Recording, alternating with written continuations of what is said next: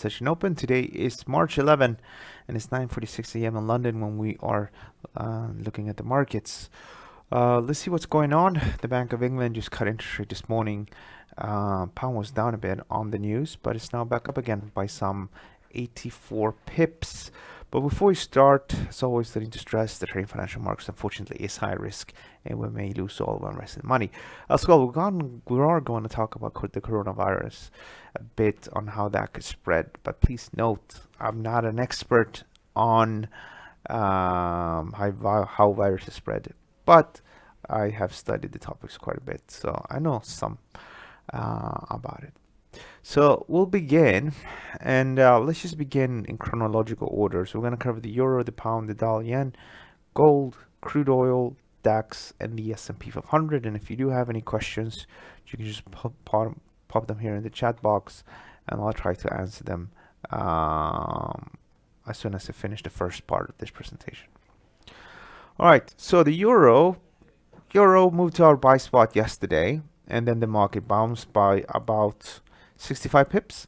The market is now moving back down against support again, and there's some bit of warning signs that maybe this is about to roll over. You got yourself maybe a head left and possibly a right shoulder.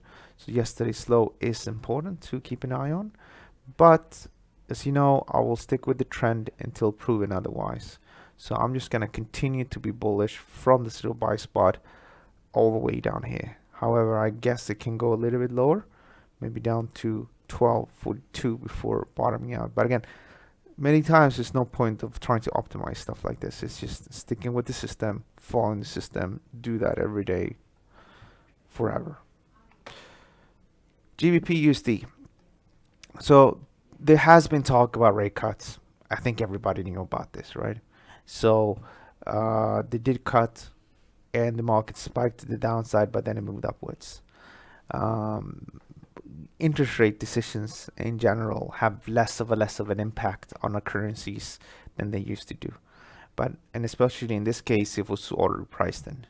Maybe what people are saying now is then, well, the cut with 50 basis points, that's going to give the economy a bit of a boost. Maybe that is what's driving the market.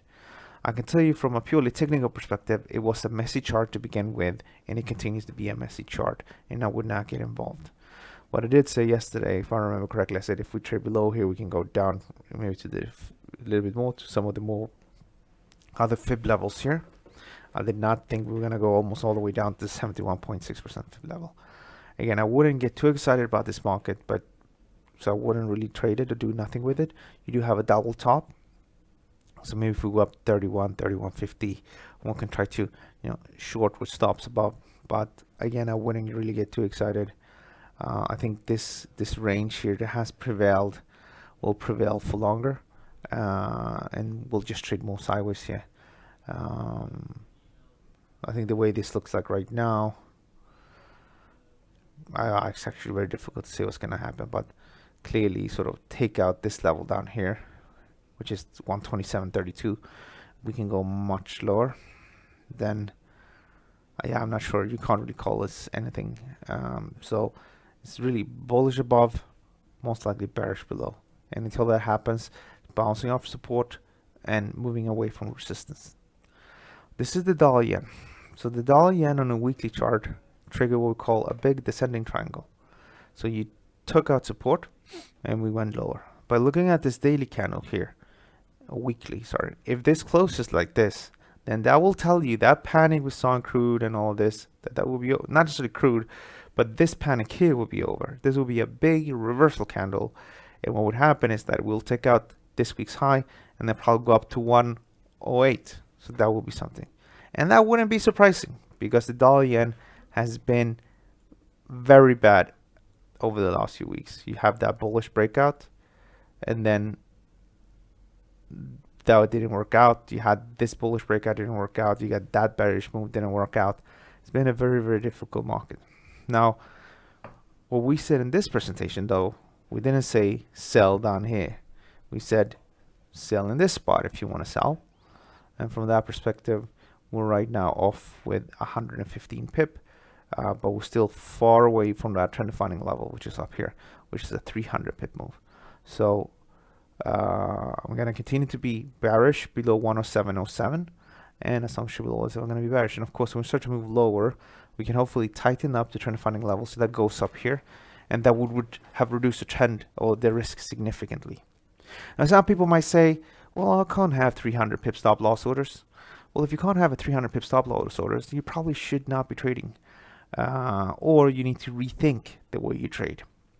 What I do when volatility goes wide is I trade with less of position sizing, because you can't trade with the same position sizing when the market moves 100 pip a day, or sorry, when you can have 100 pip stop loss or a 50 pip stop loss than you would do normally. When things go really tight, I will have a much bigger position on. But when things go wide, I trade less. So don't get fixed that you have to trade £1 per point, or 2 points per point, or 10 pounds per point, or wherever you want to trade. And if you're not trading with the pounds per point system, you're trading a certain amount of contracts. Life doesn't work like that. I've been doing this since 2006, and you need to adapt. If you adapt, you'll survive. If you don't adapt, you could easily drown. So it's time to adapt where stop loss orders are put and the position sizing. A lot of people come to me, I can't trade big, I don't have the account. So I tell them, okay, so you don't want to trade big, you don't want to be patient, you don't want to do the right thing. Well, I want to call it right thing. Look at it like this. If you're trading short term and you can make money over a whole year, maybe 2 years, continue doing it. Anybody can be a hero though in 1 week, 1 month, 1 quarter, even 1 year. You can be a hero just trading short term. But if you struggle, then as I've been saying here over the last few years, you should trade big picture, trade bigger levels, have wider stop loss. At least that's what I've been doing since 2014. I did try to trade short term for many years, because everywhere where you go, you got this guru, that guru, everybody's trading short term. But they spend more time on TV and doing other stuff than trading or teachings. So, long story short, don't want to discourage anyone. Try to do short-term trading. I did that for many years. And if you just if you struggle, go bigger stop losses, lower risk. What you can do on the other hand is you can work a bigger account, and that's it. Don't do something for 5-6 years, and if it's not working, it's not working. And if you're just starting, you can start big, and then you can go smaller if you want to. And there's nothing stopping you as well. Say you have put 70% of the money into the long-term trading, and then you put 30 in the short term. Because the benefit of trading short term is that the patterns you see happen more frequently, you trade more often, so you learn quicker. But I have a master's in economics and a bachelor's. There are people with PhDs, they're still not making money trading short term. So it's not about intelligence. It's about finding maybe a good strategy that actually works, adapting, dealing with the stresses and stuff like that. And I personally think that not everybody is probably ready to trade very short term, because they don't have the skills, they don't have the ability to withstand stress. So again, if you just want to make money, trade bigger, and don't say, oh, he has the big stop loss, I can't deal with that. Well, again, do you want to make money, or do you want to not make money? That's what you need to, at the end of the day, you need to adapt to the market. It's not the market that's going to adapt to you. Unless, of course, you want to give it 10 years, 15 years to become really good at the short-term trading. I'm not saying it's not impossible. I do know a few people that make money trading short-term, but most of the people don't. All right, enough about that. Gold prices. I'm just continuing to be bullish. So for the last few days, that has been just to buy in this spot. And this is a typical example. I don't know exactly if it's going to bounce from here, here, or here. But I do know that if we keep on buying in this little spot, which is $28, then eventually we'll bottom out. Here's crude oil.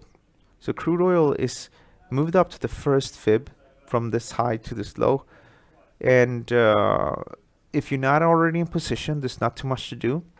I think if we go down to 30.44, I think the market could potentially bounce from that level, because if you look at it from a bigger picture perspective, and this is the weekly, you have that important low. And it might today, you know, people still sort of wondering what's going to happen with crude, and you have a lot of people saying, well, next month they're going to pump more, so this is going to go lower. Well, I'm not sure about that, because the market reacts before. If you wait until they actually do it, it would be too late.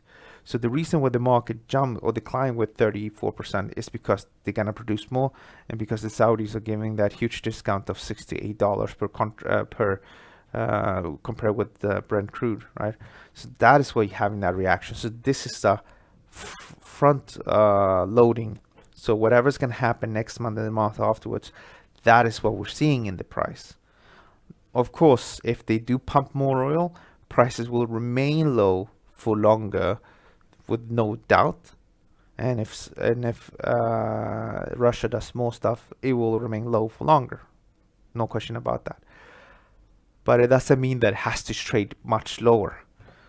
To give you an idea how things price in and out, so this is the Shanghai stock market composite. So the market was declining.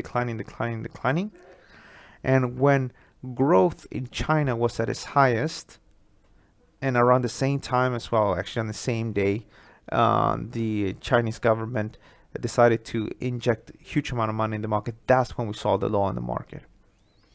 And that's probably what we're going to see maybe in stock markets. So when things are really bad, when things are really high in the US, really high in Europe, and everybody's sort of panicking, at that point, we're probably going to see maybe stock markets at the lowest levels. So just back to crude here, because I didn't finish up here. So if one is not already long, I would just wait for a corrective move to the downside. And if one is already long, you know, you always have the option to book a better profit if you want to, or keep it for that push to the upside. I do think we can have a bit of a corrective move to the upside before going down again. So talk about stock markets then. So again, so why is the market down? I mean, this is the DAX. Why is it down? I mean, how many cases do we have in Germany right now? We get 1,500 cases in Germany. And the situation here is just, well, let me see if I can do it like that so you can see better.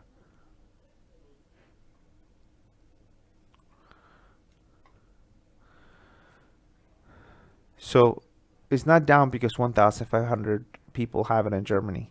It's down because Italy is closed, and because maybe in a week's time, 2 weeks' time, we'll have 10,000 cases in Germany as well. Maybe even more. Maybe the market is today predicting that they're gonna shut down Germany, as they've done in Italy, and that will definitely influence the markets in the short term. And that's maybe what we are. So we need to remember that. The big problem right now is though how I mean they've done some very good stuff in Italy, as I said, some very good steps in closing down Italy. If we look at the webcams, there's definitely more people around than usual. There's still some people, but it's not as just a few days ago. I mean, they're still not getting the message, but at least they're keeping the 1 meter space, most of them. So it's not as lively as it usually is. And if we look in Rome, I was looking at let's look at Venice. So if you ever been to Venice, all right, we need to wait to. If you ever been to Venice, you know that this is an empty square right now. It's usually packed. And if you look at, this is the famous fountain here in Rome. You definitely see some people, but they're still, again, a little bit too relaxed, I think. I think we see people here as well, but that's the police So people are keeping some distance, but that's police, that's police, that's police, that's police. You have the guys with the horses. So you're definitely seeing things tightening up a bit, which is good.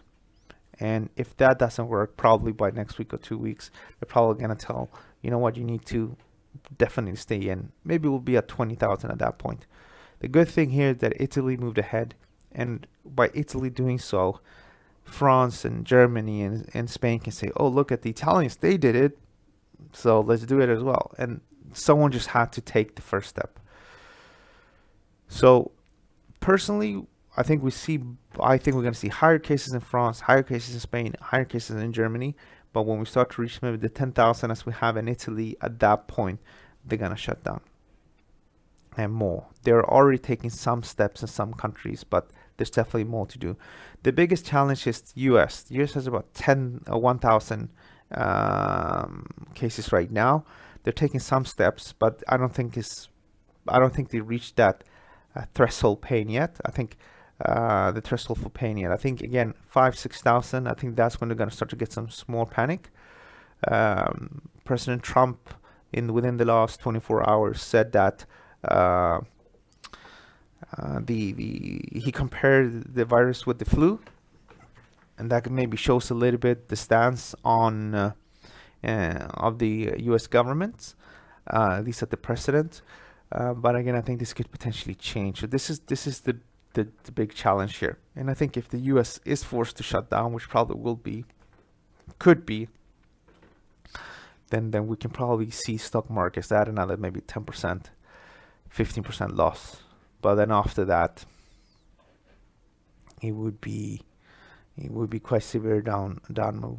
If you look here, if we do another 10%, say another 15%, they will be back at levels seen here in 2014. And I think that would definitely be sufficient at that point. From the 2020 high, the market would be down with some 40% at that time, which is just staggering. Think about that. And I think that could be maybe the worst case. Now, independently of all what I just said, I mean, there are people that could still be buying, and we talked about buying already yesterday.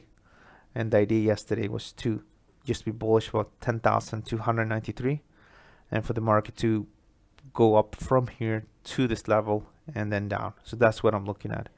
I still think we could potentially bounce. You get some very good risk-reward ratios here to be on the bullish side. You can potentially get up to a 3 times risk-reward ratio, and then from here we can probably go down again. As for the S&P 500, this is also a very, very similar situation. So you have the low here from June 3rd, and then you have this low here from March, and then you have a low here from February 8th. And you can see how people have been buying at the dips, and it's pretty much the same here, where you can have probably something like that. So you can trade both sides in this market right now. Let's see, there's no questions here. Okay, so that's all right. So what we're gonna do now is we're gonna wrap things up. If you do have any questions during the day, you're most welcome to reach out to me. Don't forget to like the video, and I'll see you guys tomorrow around the same time between 9:30 and 9:45 a.m. London time. Thank you, and bye-bye.